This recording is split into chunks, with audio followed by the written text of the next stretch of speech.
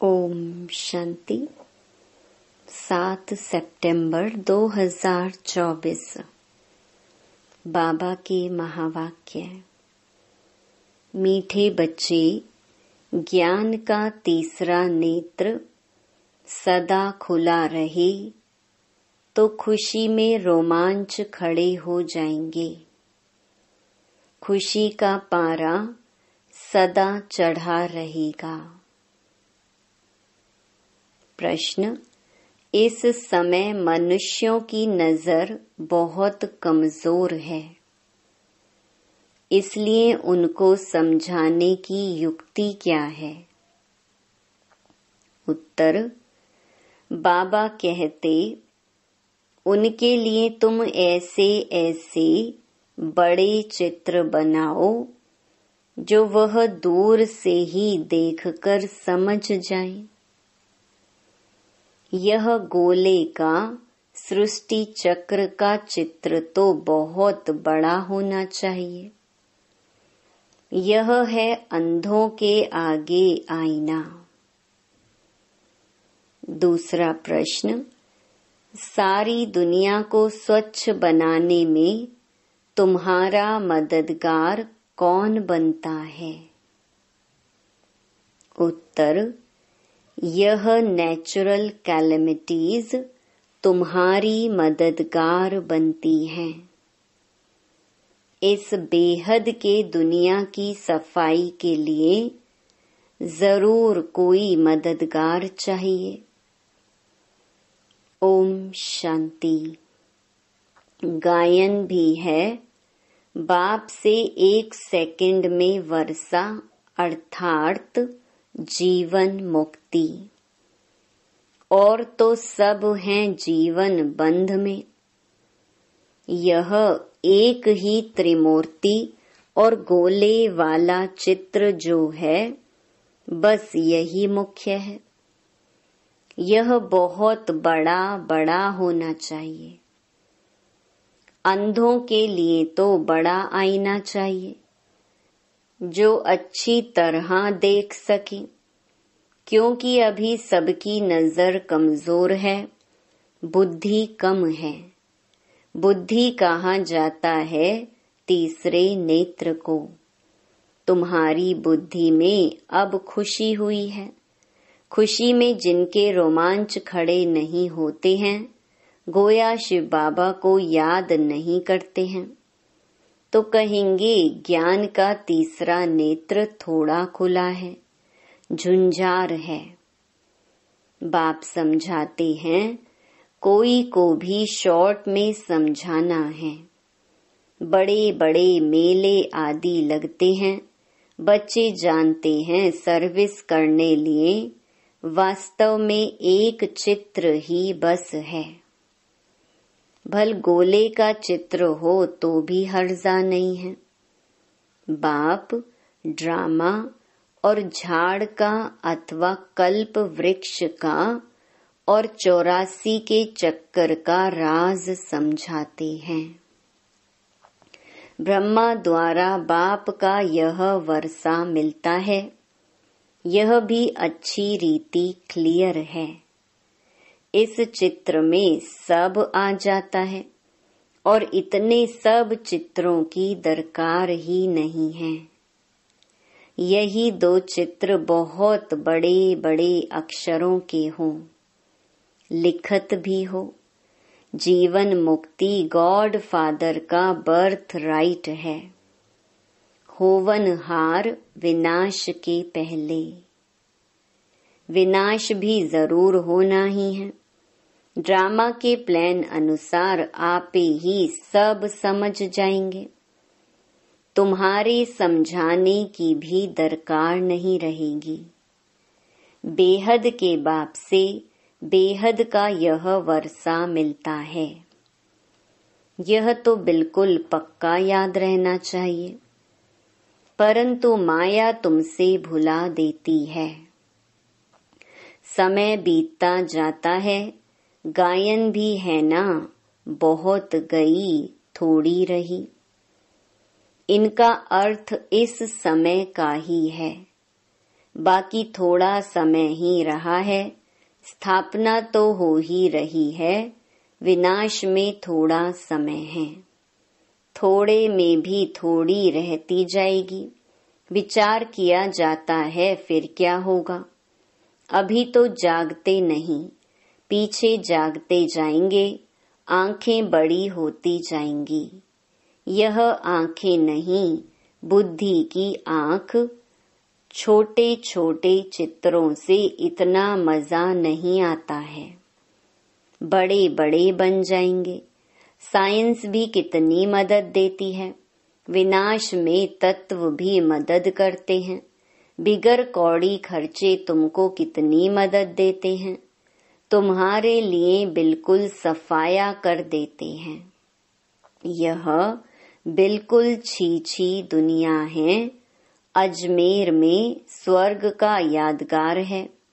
यहाँ दिलवाड़ा मंदिर में स्थापना का यादगार है। परंतु कुछ समझ थोड़े ही सकते हैं। अभी तुम समझदार बने हो।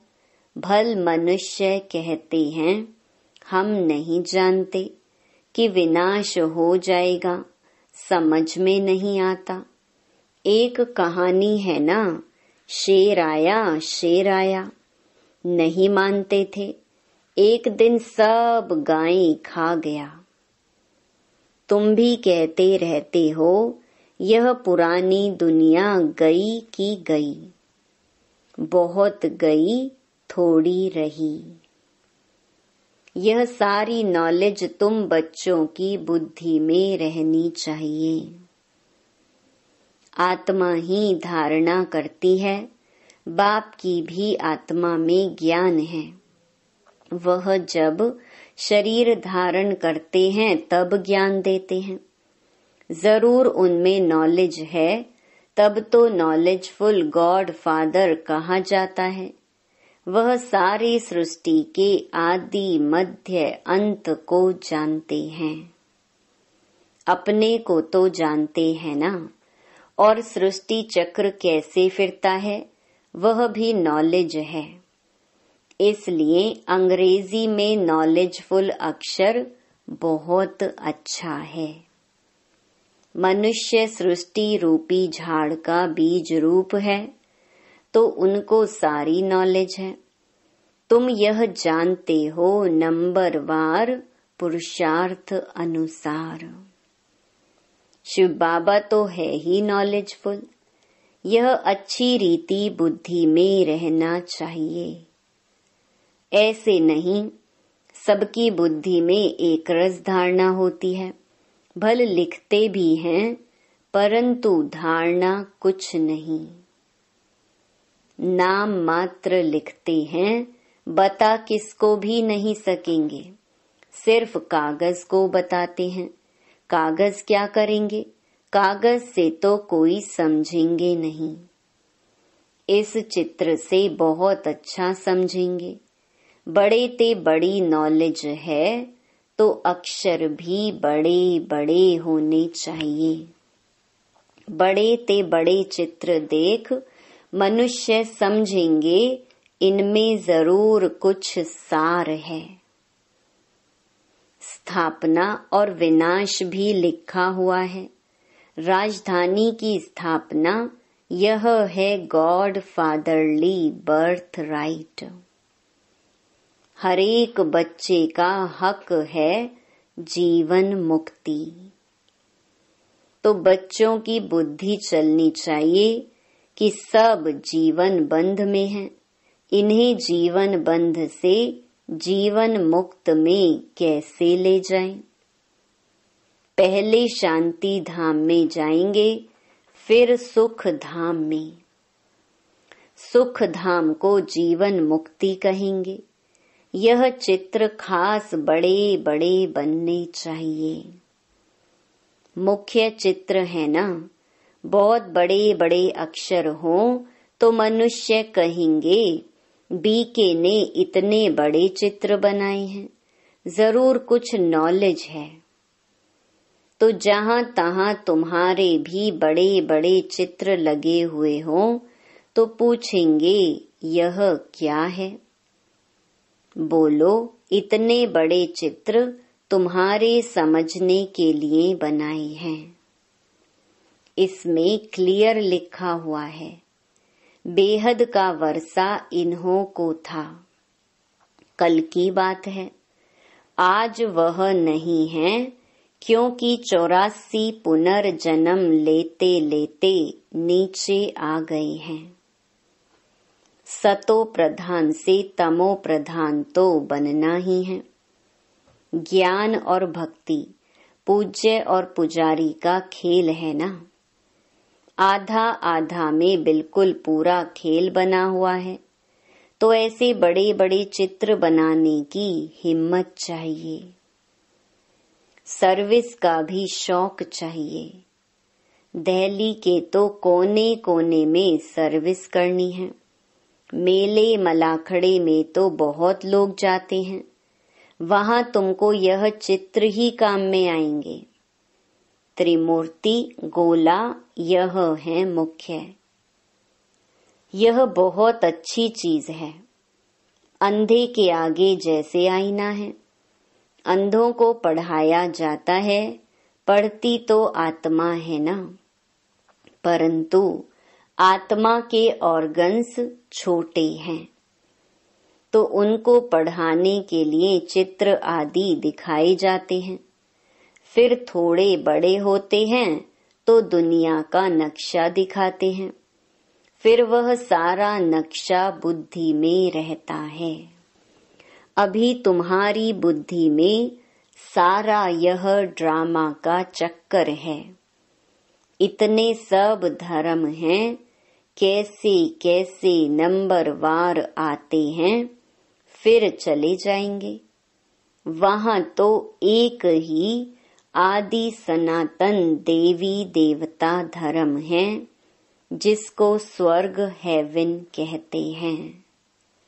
बाप के साथ योग लगाने से आत्मा पतित से पावन बन जाएगी।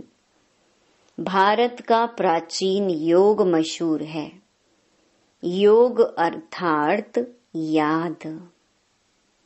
बाप भी कहते हैं, मुझ बाप को याद करो। यह कहना पड़ता है। लौकिक बाप को कोई कहना नहीं पड़ता है कि मुझे याद करो। बच्चे ऑटोमेटिकली बाबा मम्मा कहते रहते हैं। वह है लौकिक मात पिता। यह है पारलौकिक, जिसका गायन है, तुम्हारी कृपा से सुख घनेरे।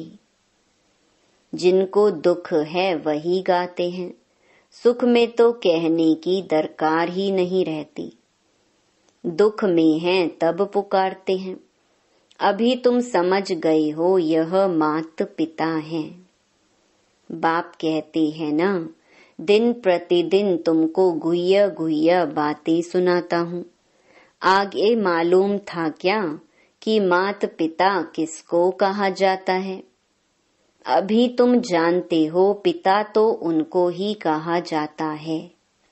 पिता से वर्षा मिलता है ब्रह्मा द्वारा। माता भी चाहिए ना, क्योंकि बच्चों को एडॉप्ट करना है। यह बात किसके भी ध्यान में नहीं आएगी। तो बाबा घड़ी घड़ी कहते हैं, मीठे मीठे बच्चों, बाप को याद करते रहो। लक्ष्य मिल गया, फिर भल कहाँ भी जाओ। विलायत में जाओ, 7 रोज कोर्स किया तो बहुत है। बाप से तो वर्षा लेना ही है। याद से ही आत्मा पावन बनेगी, स्वर्ग का मालिक बनेंगे। यह लक्ष्य तो बुद्धि में है, फिर भल कहाँ भी जाएं। सारा ज्ञान गीता का इस बैज में है। कोई को पूछने की भी दरकार नहीं रहेगी कि क्या करना है। बाप से वर्षा लेना है तो जरूर बाप को याद करना है। तुमने यह वर्षा बाप से अनेक बार लिया है, ड्रामा का चक्कर रिपीट होता रहता है ना। अनेक बार तुम टीचर से पढ़ करके कोई ना कोई पद प्राप्त करते हो। पढ़ाई में बुद्धि योग टीचर के साथ रहता है ना। इम्तिहान चाहे छोटा हो चाहे बड़ा हो, पढ़ती तो आत्मा है ना। इनकी भी आत्मा पढ़ती है। टीचर को और फिर एम ऑब्जेक्ट को याद करना है। सृष्टि का चक्र भी बुद्धि में रखना है। बाप और वर्षे को याद करना है। दैवी गुण भी धारण करने हैं। जितना धारणा करेंगे उतना ऊंच पद पाएंगे। अच्छी रीति याद करते रहते हैं, फिर यहाँ आने की भी क्या दरकार है, परंतु फिर भी आते हैं। ऐसा ऊंच बाप जिससे इतना बेहद का वर्षा मिलता है, उनसे मिलकर तो आवे। मंत्र लेकर सब आते हैं। तुमको तो बहुत भारी मंत्र मिलता है, नॉलेज तो सारी अच्छी रीति बुद्धि में है। अभी तुम बच्चे समझते हो विनाशी कमाई के पीछे जास्ती टाइम वेस्ट नहीं करना है। वह तो सब मिट्टी में मिल जाएगा। बाप को कुछ चाहिए क्या? कुछ भी नहीं। कुछ भी खर्चा आदि करते हैं सो तो अपने लिए ही करते हैं। इसमें पाई का भी खर्चा नहीं है। कोई गोले व टैंक आदि तो खरीद नहीं करने हैं लड़ाई के लिए। कुछ भी नहीं है। तुम लड़ते हुए भी सारी दुनिया से गुप्त हो। तुम्हारी लड़ाई देखो कैसी है। इसको कहा जाता है योग बल। सारी गुप्त बात है। इसमें कोई को मारने की दरकार नहीं है। तुमको सिर्फ बाप को याद करना है। इन सब का मौत ड्रामा में नोंधा हुआ है। हर 5000 वर्ष बाद तुम योग बल जमा करने के लिए पढ़ाई पढ़ते हो। पढ़ाई पूरी हुई, फिर प्रारब्ध चाहिए नई दुनिया में। पुरानी दुनिया के लिए यह नेचुरल कैलेमिटीज है। गायन भी है ना, अपने कुल का विनाश कैसे करते हैं। कितना बड़ा कुल है, सारा यूरोप आ जाता है। यह भारत तो अलग कोने में है, बाकी सब खलास हो जाने हैं। योग बल से तुम सारे विश्व पर विजय पाते हो। पवित्र भी बनना है इन लक्ष्मी नारायण जैसा। वहां क्रिमिनल आई ही नहीं। आगे चलकर तुमको बहुत साक्षात्कार होंगे। अपने देश के नजदीक आने से फिर झाड़ दिखाई पड़ते हैं ना, तो खुशी होती है। अब आकर पहुंचे हैं अपने घर के नजदीक। तुम भी घर चल पड़े हो, फिर अपने सुख धाम आएंगे। बाकी थोड़ा समय है। स्वर्ग से विदाई लिए कितना समय हो गया है। अब फिर स्वर्ग नजदीक आ रहा है। तुम्हारी बुद्धि चली जाती है ऊपर। वह है निराकार दुनिया, जिसको ब्रह्मांड भी कहते हैं। हम वहां के रहने वाले हैं। यहाँ 84 का पाठ बजाया। अभी हम जाते हैं। तुम बच्चे हो ऑल राउंड। शुरू से लेकर पूरे 84 जन्म लेने वाले हो। देरी से आने वाले को ऑल राउंडर नहीं कहेंगे। बाप ने समझाया है मैक्सिमम और मिनिमम कितने जन्म लेते हो। 1 जन्म तक भी है। पिछाड़ी में सब चले जाएंगे वापस। नाटक पूरा हुआ, खेल खलास।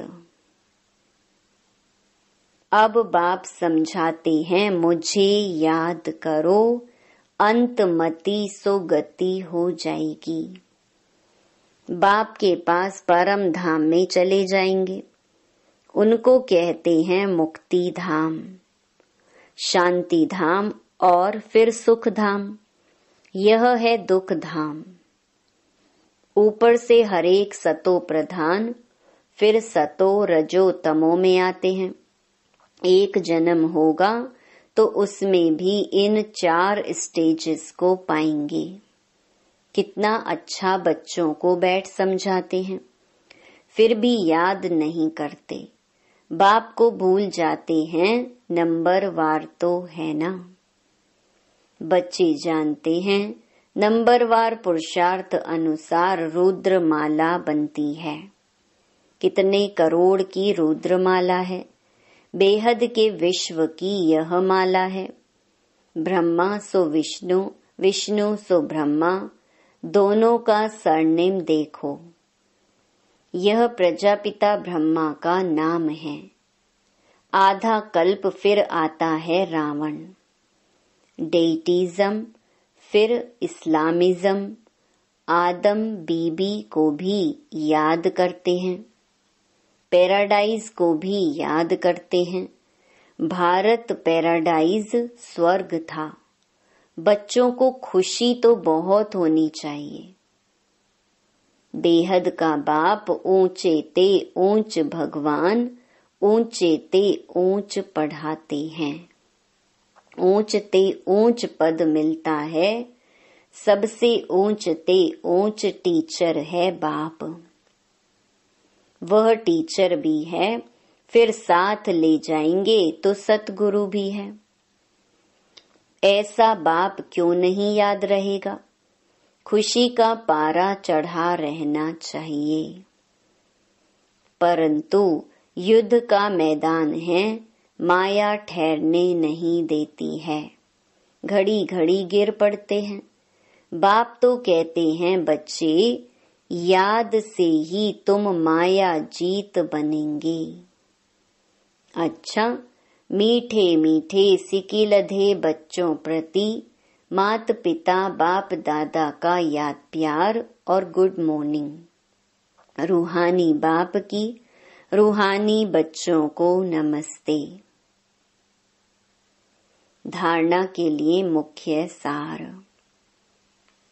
पहला, बाप जो सिखलाते हैं उसे अमल में लाना है। सिर्फ कागज पर नोट नहीं करना है। विनाश के पहले जीवन बंध से जीवन मुक्त पद प्राप्त करना है। दूसरा, अपना टाइम विनाशी कमाई के पीछे अधिक वेस्ट नहीं करना है, क्योंकि यह तो सब मिट्टी में मिल जाना है। इसलिए बेहद के बाप से बेहद का वर्षा लेना है और दैवी गुण भी धारण करने हैं। वरदान, योग बल द्वारा माया की शक्ति पर जीत प्राप्त करने वाले सदा विजयी भव। ज्ञान बल और योग बल सबसे श्रेष्ठ बल हैं। जैसे साइंस का बल अंधकार पर विजय प्राप्त कर रोशनी कर देता है, ऐसे योग बल सदा के लिए माया पर जीत प्राप्त कर विजयी बना देता है। योग बल इतना श्रेष्ठ बल है जो माया की शक्ति इसके आगे कुछ भी नहीं है। योग बल वाली आत्माएं स्वप्न में भी माया से हार नहीं खा सकती। स्वप्न में भी कोई कमजोरी आ नहीं सकती। ऐसा विजय का तिलक आपके मस्तक पर लगा हुआ है। स्लोगन: नंबर 1 में आना है तो व्यर्थ को समर्थ में परिवर्तन कर दो। ओम शांति।